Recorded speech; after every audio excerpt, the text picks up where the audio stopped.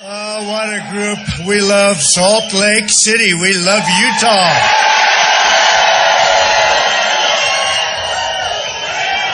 You know, they didn't have me scheduled in Utah. I was going right into Phoenix. And I said, wait a minute. I want to go to Utah. What's going on with Utah?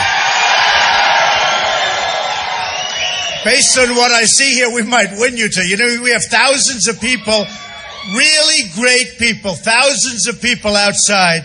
Unbelievable. We have speakers set up out there, but you have a better location, I must say that. So we had an amazing Tuesday. We won 5, including the islands. We won 5, and it was incredible. We picked up a lot of delegates. We're moving. And I think, you know, they talk about the convention. I think we get to the convention, it's over. I don't think there is going to be much of a dispute. I don't think we're going to have a lot of dispute. The numbers were fantastic. Illinois, unbelievable. And then, we had, as you know, I had a tough race in Florida. I was facing the future of the Republican Party, Marco Rubio. The future, well... That's what they said. They said he's the future of the Republican Party. I assume he's not going to be endorsing me. I haven't found that out, but I assume. But we face the future of the Republican Party, folks. Someday you'll get another chance to vote for him, maybe. You know, you never know. You never know. And boy, did we win big. We got 99 delegates, just about the max, and we got 99. We did incredible between Illinois, Missouri. We're still waiting we won Missouri, but we're still waiting for that final count. And, I keep hearing that Cruz has somebody that's a big shot in Missouri, but I don't think Missouri works that way. That's a great place, folks, I'll tell you. So we did fantastically there. We've done great essentially everywhere. Very good in Iowa. Except a lot of, Lion Ted Cruz, what he did. Lion Ted. One of the biggest liars I've ever seen in my life. I really mean it. When he walks in, the evangelicals are with me because they know one thing about me. I'm not a liar. But Ted Cruz, he walks in Bible high, puts it down, and he starts lying. I'll tell you what. Now, he's got a lot of problems. We'll talk about him for a second, but he's got a lot of problems. Number one, in all fairness, look, is he really a natural-born citizen? Give me a break. And here's what's going to happen. I don't think he'll ever get the chance. I don't think they care, and that's why they're not wasting their money yet. Do you notice that Hillary's only focused on me? Only. They talk about Trump. And the last person she wants to be running against is Trump and us. Believe me. So he was born in Canada, lived there for 4 years. He was a citizen of Canada 15 or 16 months ago. He was a citizen of Canada. Can you believe it? He became a United States Senator. And then he said, I didn't know I was a citizen of Canada. Lion Ted. He didn't know. He was a joint. He was U.S. and he was Canada.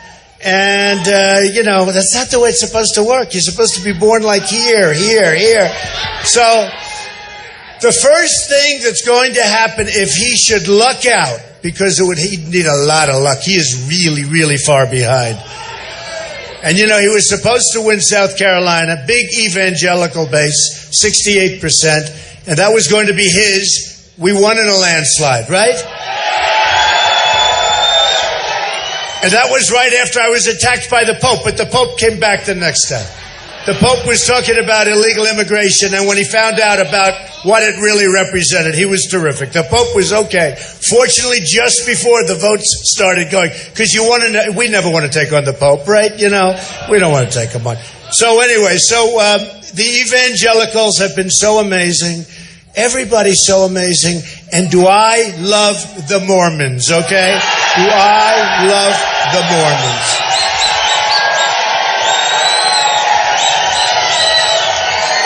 I have many friends that live in Salt Lake. I have a lot of friends. I have a lot of friends. By the way, Mitt Romney is not one of them. Did he choke? Did this guy choke? He's a joke artist. I can't believe. Are you sure he's a Mormon? Are we sure? He choked. It was so sad. He should have beaten Obama. We wouldn't be working. I could be back right now. I could be back working in New York and doing my deals and having fun and being with my family. Ivanka's having a baby today or tomorrow or the next day. I could be with Ivanka. Instead I'm with you, which is okay. It's okay. But no, Ivanka's having a baby. I thought maybe 3 weeks ago, 2 weeks ago. I mean, it's got to happen soon. We thought it could have happened. I've always gone, every time I go to a primary place, I say, maybe Ivanka, come on, let's see what happens, right? I took her to Florida, I hope. Didn't work. But I should have brought her right here. That would have been very good. But any day now, it should be over the next couple of days. But she's really special. She sends her regards. And she really is very special. Don is with me, Don Trump, and he's with me someplace. Where is he? Come on. Come on, Don.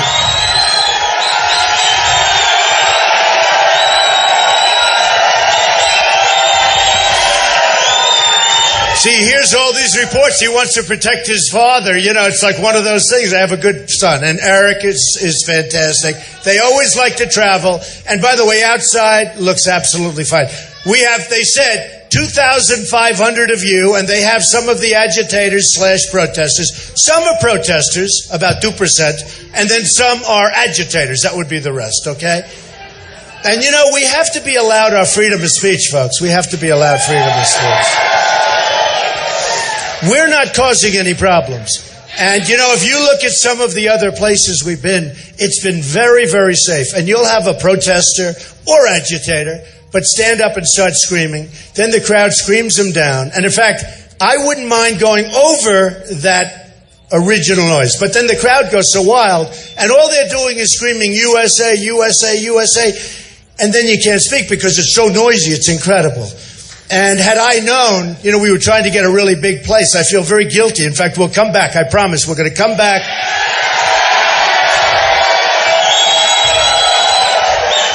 Don't forget, we only set this up like yesterday afternoon. And it is true. I mean, it's true. I said, I want to stop in Utah. I know I'm going to do great there. But I have friends that are here, and I have a couple of friends. I have actually one who's Jewish. And he says the hardest working people, he loves the Mormons. He loves the Mormons. And he's got a very successful business. And he's just very, very proud. And I have so many friends. I've had many Mormons work, you know, for me, and they give to the church, and they constantly give. Sometimes I make the payment directly to the church. They say they don't want to be tempted by keeping the money, okay? But they're amazing people, and it's an honor to be with you tonight. For those of you that are Mormons, it's an honor. I love you. So we have a lot of things we can talk about. I do want to talk a little bit about the competition because this started off with 17 people. We're now down to 3, or as they say usually on television, 2 1/4. I actually think it's 1 1/2 if you want to know the truth. But we don't have many left. And, you know, they ask me on television, they say, well, maybe you'll start acting more presidential. I say, what's wrong with the way I'm doing it right now, in all fairness? You know? That's, you know, their form of a knock. I could be the most presidential person you've ever seen. The one thing I have to say is you have to knock them out. You know, a lot of people with 17, they were coming at me from different angles. If you're too presidential, you're going to lose. We don't want to lose, right? We're not people that don't know how to close. We know how to close the deal. And they said to me, Bill O'Reilly, good guy, said to me the other night, he said, well, are you going to stop with this? Are you going to act a little more? I said, Bill, I have 2 more leftovers. I have to take care of them first, okay? I have to take care. And then after that, I promise I'll act presidential. Well, maybe I'll wait till Hillary gets out. Maybe I'll wait till we knock at her. Number 1, she shouldn't be allowed to run, okay? How that deal is working out. How that deal. And I have to tell you, something just came out over the wires, the Reuters tracking poll. So, you know, we have 4, 5, 6 people, and they're always comparing me like with Hillary, the Wall Street Journal, which has no idea anything about math. They had a thing, well, Hillary had X millions of votes and you had a little bit less. I had 17 people in my deal. She had Bernie, just Bernie, who looks like he's finished now. You know, I'd love to run against Bernie, but honestly, I'd rather run against Hillary. I must be honest. So, you know, with all of those people, that's a tremendous amount of people. So one by one by one, they leave. This guy, Lindsey Graham, I mean, you ever see a guy like this? He's at 7. He started at 7. I started hitting him. Now, he really hit me. I mean, in all cases, when you say, you guys are a nice crowd, nice looking people. Those lights are bright. They're bright. But in all fairness, they hit me, and you have to hit back. Look at Marco. He hit me. He went for everything he could do. He even talked about these powerful hands. He talked about the hands. And he makes stuff up as he goes along. You know, they're politicians. All talk, no action politicians. They will never take you where you want to be, folks. They're all taken care of with campaign. Look, campaign contributions, 100%. Whether it's the pharmaceutical drug industry, whether it's anything you want to name, they're all taken care of, 100%. And you go up to them and you say, well, who is it? Who's going to be the lobbyist to take care of Ted Cruz? I could give you the name of lobbyists, okay? It's almost like emblazoned on their forehead, the lobbyist's forehead. Cruz. And you go in and they raise money for them, and I'm self-funding my campaign. I'm not taking money, okay? I'm for you. So a lot of things, thank you very much. This is a very friendly group here. I expected a couple of protesters. I mean, I'm sure did any protesters sneak in tonight? Anybody? Huh?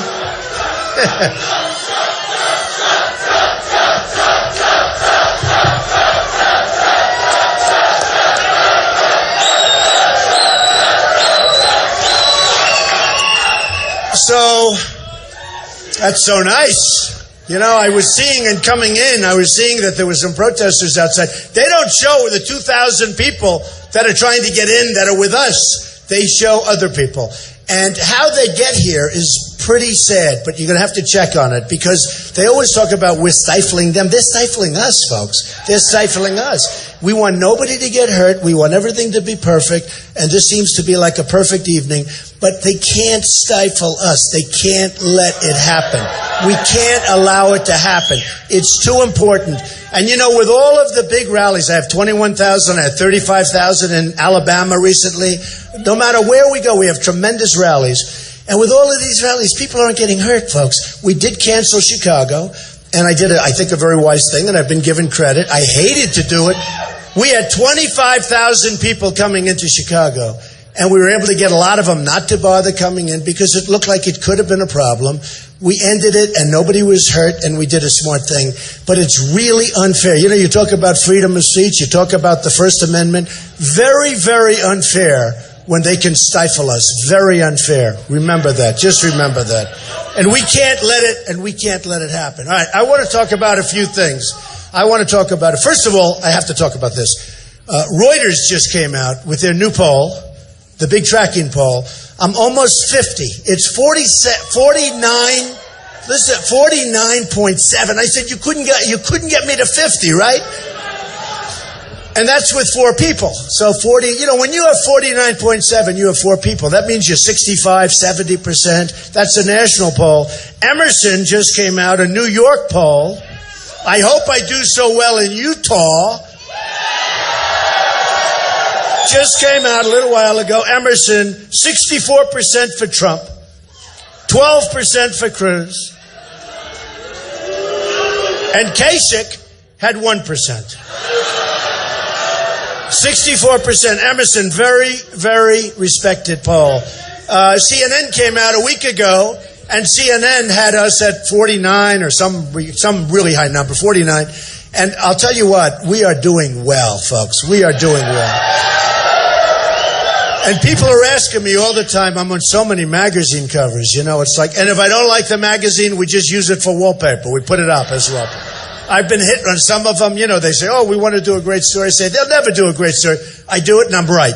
You know, I can almost tell by the magazine, fair or not fair. I tell you who has treated me fairly, Time magazine.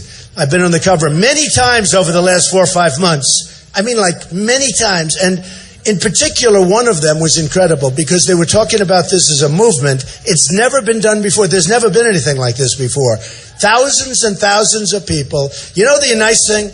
Yes, I'm spending my own money. Yes, it's a lot of money. Probably in for about $30 million already. A lot of money. But other people are in for 3, 4, 5 times that. In New Hampshire, which I owe a lot to because the people of New Hampshire are incredible, and they have a big problem, drugs. They have a drug problem. It's like an incredible problem. I said, I'm going to stop up that border. You're not going to have drugs coming into New Hampshire anymore. I owe it to them. And that means Utah, and that means Salt Lake City. I mean, that means a lot of different places. But, you know, New Hampshire with the beautiful fields and the trees and everything's so beautiful. And I'd go to a meeting with people that lived there, and it was always like the biggest problem they have, heroin. And you just don't see it for New Hampshire. So we said to them, and I mean it, then I went to South Carolina. We won New Hampshire in a landslide. We then went to South Carolina where I was expected to come in second, and we won in a landslide because the evangelicals don't like lying, and they don't like liars. They're smart, and they don't want that. And then we went all over. We went to Nevada. We had a landslide there. Pretty much a landslide everywhere we've been. The biggest landslide was Florida. 20 points, almost 20 points. That was a great victory. That was the victory. Everybody said the polls must be wrong because they were showing like 18 points, 16 points. One of the polls had 8 or 9 points, but they didn't like me. You know, those polls are a little bit suspect before. The ultimate poll is the vote, right? But the polls were showing 16, 17 points. We won by close to 20 points, and it was an amazing event. And people, look, the biggest story in all of politics worldwide is what's happening to the Republican Party. Can you believe this? It's true. Because the voting turnout is massive. And you know who they are, right? The people coming in, where are they from? They're Democrats, they're independents, and you know almost what's to me the most impressive, and I see it when I'm signing or when I'm shaking hands with people, most impressive to me is the fact that many of the people, so many, I would say of the new people coming in, which is millions and millions of people, 15, 20%, new voters, people that have never voted before, 50 years old, 60 years old, 30 years old. These are people, they say, Mr. Trump, I'm 38 years old. I love you. I've never voted before. I've never had the incentive to vote before. And we have, I guess ultimately millions of people come in. They've never, you know what a great thing that is for a democracy when you think about it? These are people. These are smart people. These are great people. These are hardworking people, but they've been left out. They've been disenfranchised. They haven't liked the people that, you know, they're smart. They see people that they're supposed to vote for, and they say, I'm not going to vote. And we can understand that. But people that, I had one person in Tennessee, she's the all-time record, 93 years old. Everybody knows who I'm talking about, a big story. 93 years old, never voted before. Now I could say, come on, you have to, got to do a little voting, right? She never voted before. She voted for the first time recently in Tennessee, 93 years old. That is so amazing. And she's like a fan. She's 93. She's wearing a Trump shirt. She's wearing a Trump shirt. So I think it's an amazing tribute to all of us. It's an amazing tribute when they talk about the movement and when they talk about the fact that they've never seen anything like it. And nothing stops us. The other thing they say, and it comes out very strongly in the polls, is that the Trump people are by far the most loyal. They actually say that Trump can do almost anything and they're never leaving. Whereas some guys, if they sneeze, if the candidate sneezes, they're gone. The people are gone. Trump can do almost anything. So I guess there are certain things, maybe not, but almost anything. Thank you, man. Thank you. We love you all. We love you. Thank you. Thank you. Thank you.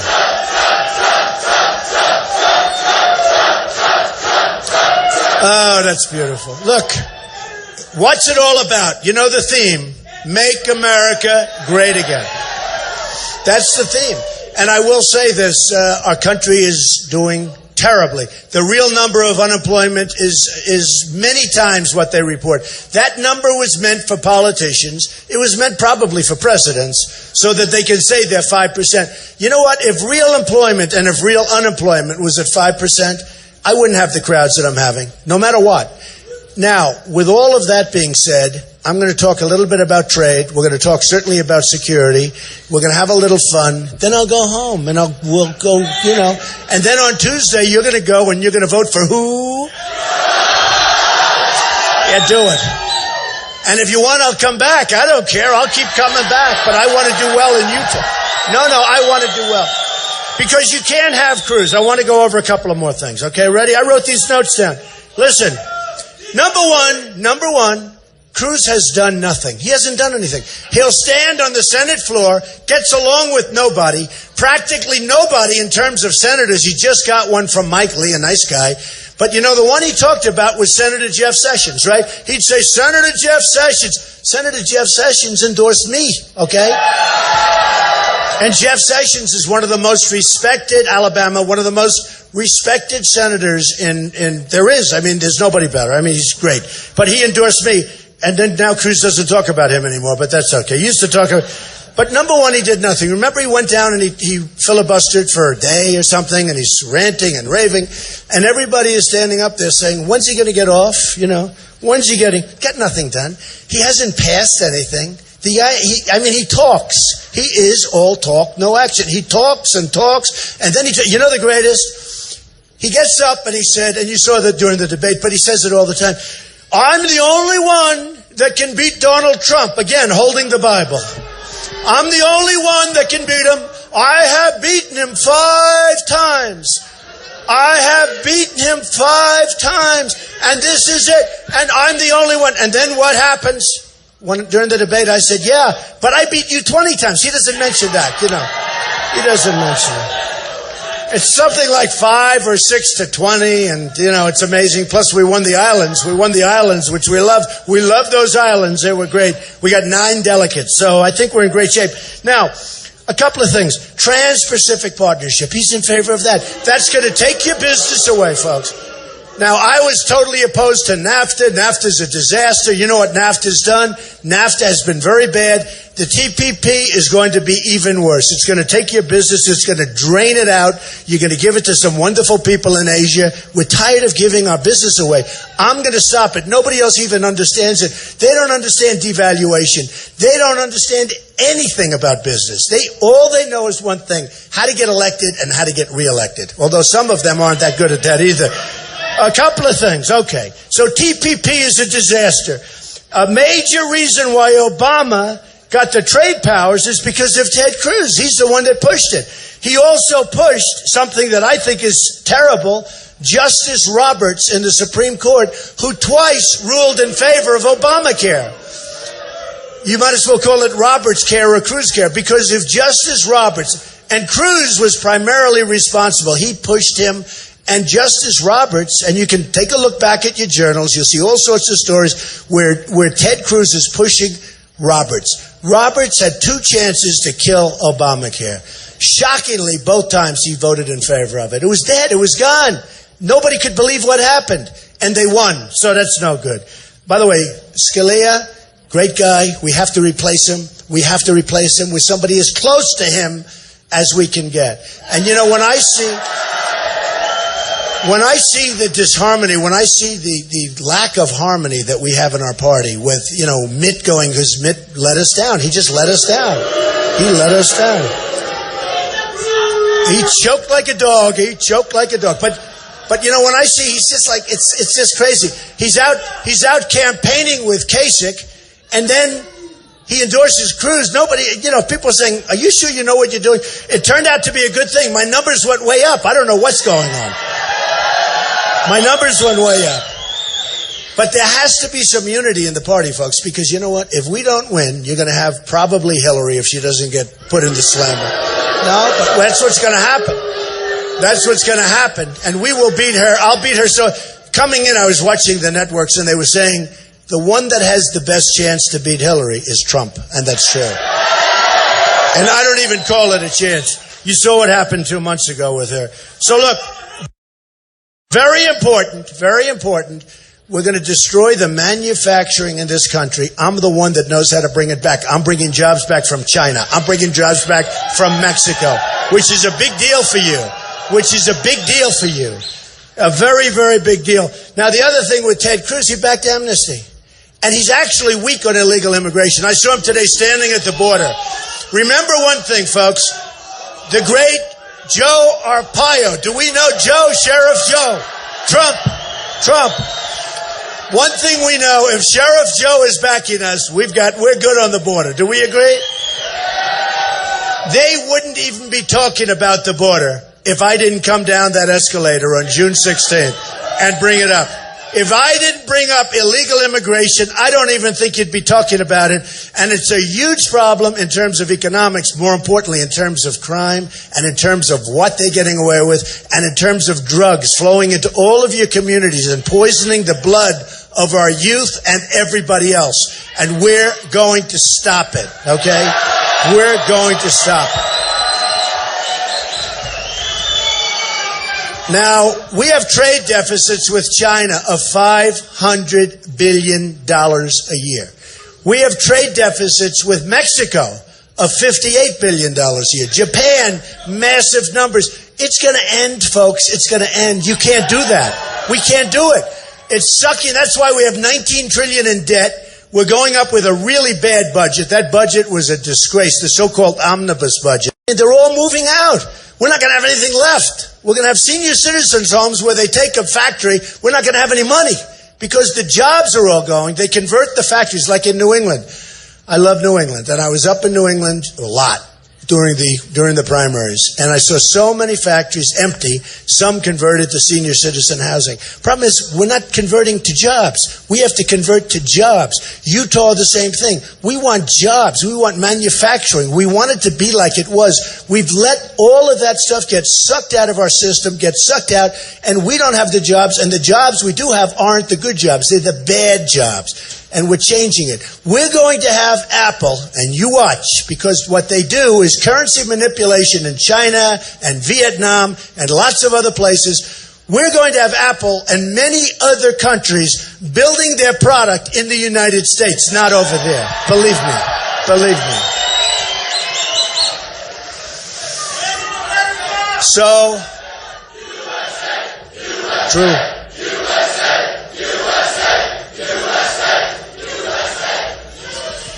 So here's what's going to happen.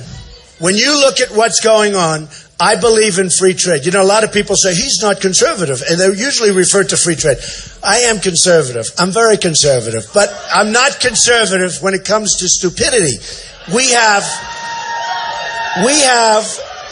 probably the dumbest trade deals in the history of the world ever negotiated. We have rebuilt China with trade.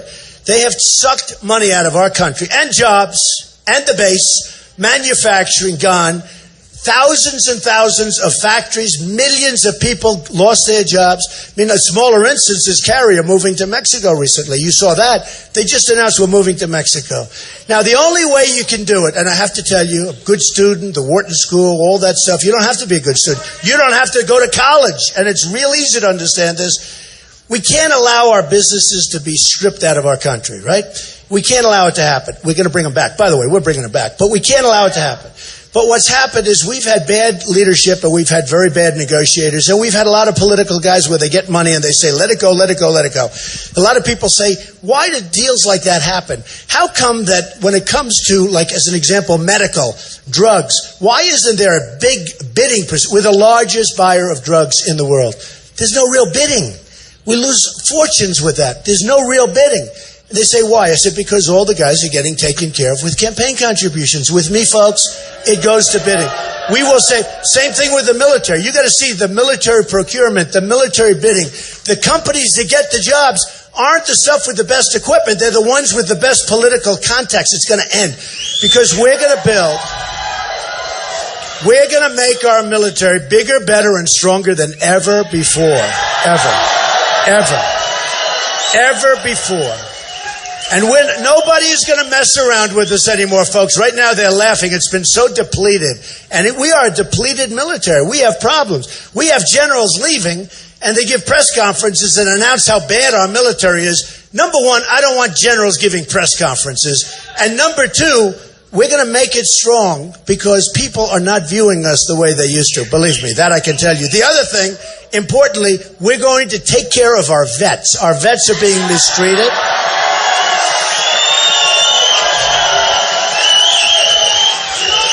There was a story coming in, which is almost hard to believe, but there was a story coming, but not really. Because when you see the stupid things that are going on, where Hillary Clinton wants illegal immigrants to get Obamacare. Do you believe this? I mean, we're not taking care of our vets. Our vets are waiting in line for 6 days to see a doctor and dying while they're waiting. And we're giving illegal immigrants, people that aren't supposed to be here, Obamacare. Can't do it, folks. Can't do it. We can't do it. We can't do it. So what's happened? I love you too. Who is that guy back there? Nice guy. No, we appreciate it. Look. It's common sense. It's intelligence and common sense and heart. We got to take care of our people. We got to take care of our people. Let me just say a few things. We're going to get rid of Common Core. We're bringing education local, okay? Number one, it'll be much better education. And number two, I mean, is there any doubt that local is going to be much better? And it'll also be less expensive, if you can believe it. But we're bringing it to a local level so that the people in the community can take care of their education. We are ranked 30 out of 30 right now. The worst. And yet we're number one in cost. We're going to bring our education locally. We're not going to rely on Washington, D.C. bureaucrats to tell us how to educate kids in Salt Lake City. So we're bringing our education local. And it'll be great, a huge improvement. Number two, we're repealing and replacing Obamacare. It's a total disaster. It's a total disaster. And number three, if you look at it, our Second Amendment is under siege. We are going to be so strong with our Second Amendment. We're not letting our Second Amendment go. So we're going to be very, very strong. That's another one. They're chipping. They're always chipping away. Now they're looking at bullets. Maybe we can't do the guns, we'll do the bullets. Not going to happen, folks. If in Paris they had bullets flying in the other direction, toughest gun laws in the world, if in Paris bullets were flying in the other direction, you wouldn't have had 130 people killed. You wouldn't have had many, many people right now dying in hospitals from that attack. You wouldn't have had it's not even Los Angeles. It's a very nice area, very nice community in California. 14 people killed, many people injured by these two people, radicalized people. They went in, they shot and killed people that gave them a baby shower just a little time before. And you know what? There were no other guns. Nobody had guns except for the bad ones. They had guns. The bullet flew in one direction. You have somebody, if this man right there with that beautiful white hair, if almost anybody, that one right there, if there were a couple of guns strapped onto a hip or strapped around an ankle and those bullets were going in the opposite direction, believe me, it would not have been the carnage that you witnessed with either of these two places. So we have to take care of our people. We have to protect our Second Amendment. Now, when it comes to trade, we're going to start being smart because our country is poor. We are now, if you go to places like Dubai and many, many places, China, you look at the roads, you look at the railroad systems where they have trains, they have the bullet trains that go hundreds of miles an hour. And you go back to New York and our places, they go, they're like from 100 years ago. We have become a third world country, folks. And we're going to change it. We're going to knock the hell out of ISIS because we have to. We have to.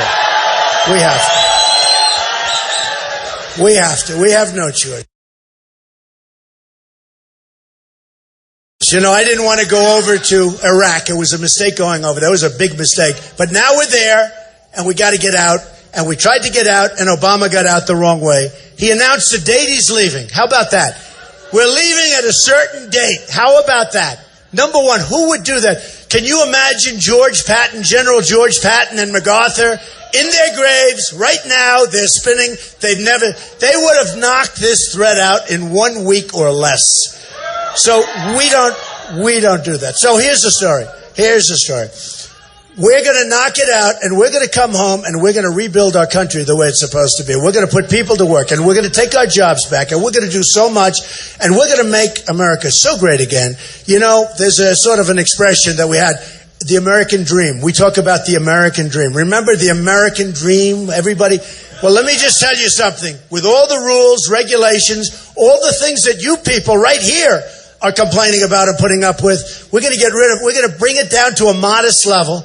I mean, it's almost like, let's go back 15 years. But we're going to take the American dream and we're going to make it great again. It's not great right now. We're going to make the American dream great. You know, you can't have a real American dream without education. So that's what we were talking about.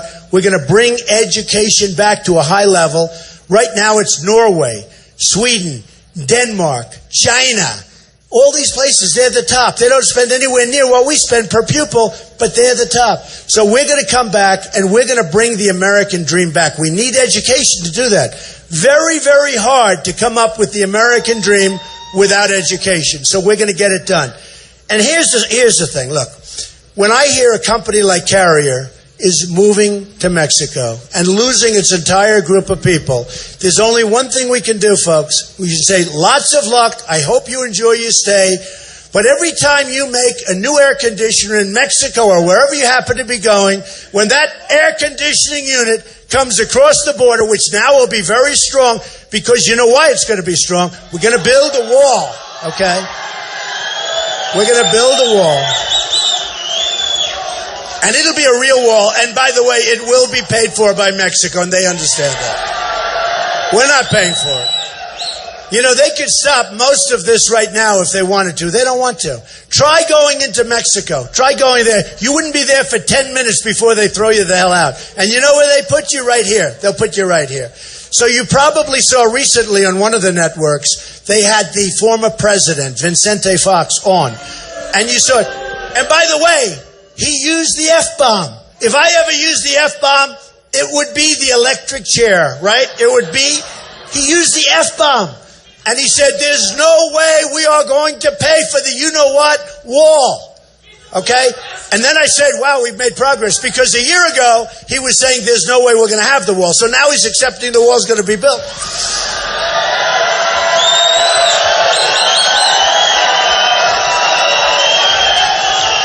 But these guys that I'm against, so thank you.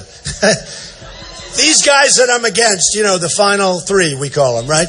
The guys that I'm now against, they ask me, you can't get, and they actually tell me, you can't get Mexico to pay for it. Of course I can. How can you do that? All you have to do is look at the trade deficit.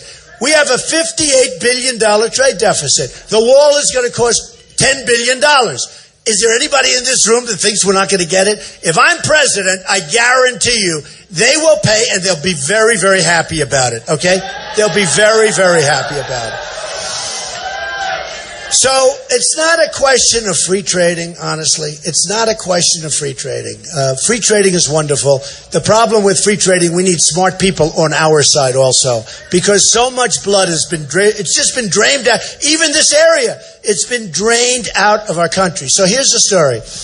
We're going to negotiate great deals. We're going to bring wealth back into our country. We're going to save Social Security and Medicare. We're going to save them.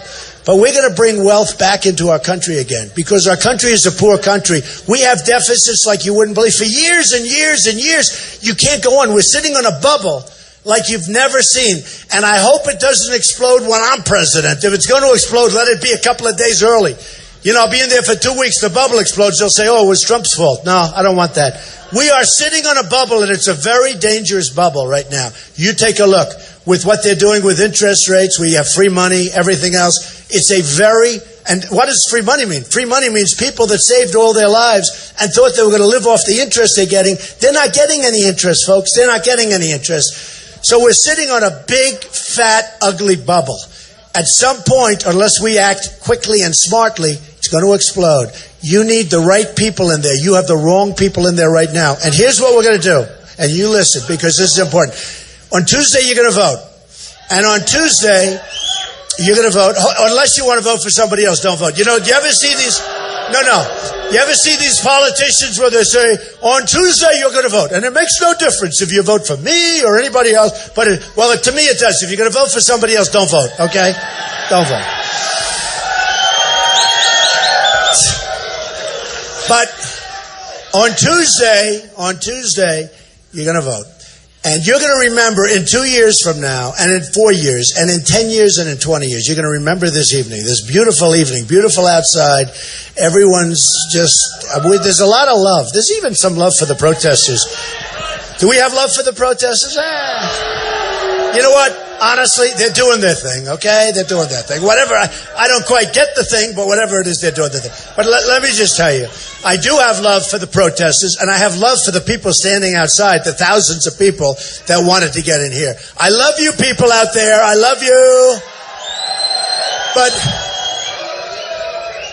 But you are going to remember this night, and you're going to remember Tuesday, more importantly. And you're going to say, thank you. You're going to say to yourself, in a couple of years, and in a long time from now, you're going to say that was one of the most important votes I ever made, and was one of the great evenings of our lives. Because we are going to straighten out the country rapidly. We're going to take the country back. We're going to straighten out the country. We have a noisy majority. You know, it used to be called the silent majority. It's not silent. It's noisy as hell because people are angry, and we're not angry people. I'm not an angry person, but we're angry about the incompetence with which our country is run. Is that a correct statement? We're just angry because we love our country. And you're going to see things happen quickly. You're going to see on trade, we're going to start winning again. We don't win anymore. You know, as a country, we don't win anymore. We don't win. And you're going to see a tremendous change. You're going to see victory after victory, win after win. You're going to see wins on trade. You're going to see wins with look, we have to help our soldiers. We have to help our wounded warriors. We have to help our veterans. And you're going to see big, fat, beautiful wins for our veterans. We have to take care of our greatest people. So we're going to see wins. We're going to have wins on health care. We're going to have great wins on health care. Right now, Obamacare, 55% increases. The deductible is so high that you don't even get to use it unless you're close to death. It's no good. It doesn't work. It's so expensive and it doesn't work, and it's going to fall of its own volition, but it's going to be terminated before that, okay? But you're going to win on health care. You're going to win at the border. You're going to win with Common Core, getting rid of it, end it, over. You're going to win with the Second Amendment. We're going to win every single... I joke when I say it, but sometimes it's fun to say it. You're going to win and win and win. You're going to win so much. You're going to say, Mr. President, you're driving us crazy with victories all the time. We don't want to win anymore. Please. And I'm going to say, no way. You're going to win. We're going to make America great again. Thank you, folks. I love you. Thank you. Get out and vote, Utah. I love you.